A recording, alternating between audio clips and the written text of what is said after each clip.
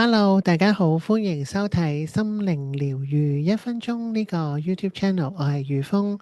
今集嘅題目係30秒嘅靜心奇蹟，每日咁樣坐，焦慮就會自然消失。一開始想同大家分享我自己寫嘅一首詩，靜靜地坐着，沒有焦點地觀看，感受着撲通撲通的心跳，是一種深深扎根嘅平安。喺呢一個靜心嘅練習有3個部分，第一個就係觀看，冇焦點咁樣去望住前方嘅一啲景物，讓視線好溫柔咁樣停留，唔執着於任何特定嘅事物，只係好單純咁樣存在喺當下。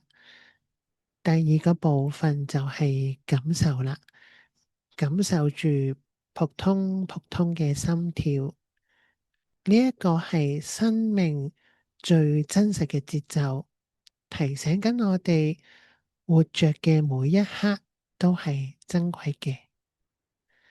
第三個部分就係扎根喺靜默當中，體驗住一種好深深扎根嘅平安。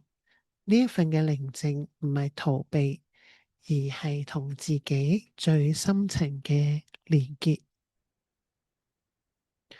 心跳係生命最原始嘅韻律，喺靜坐入邊，我哋學會聆聽呢一個聲音，每一次嘅心跳都係身體話俾我哋聽，你仍然活着，你仍然喺呢一度。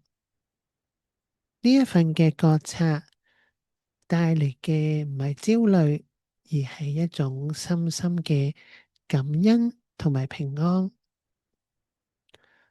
喺靜默當中，我哋唔係失去咗啲乜嘢嘢，而係揾翻最真實嘅自己。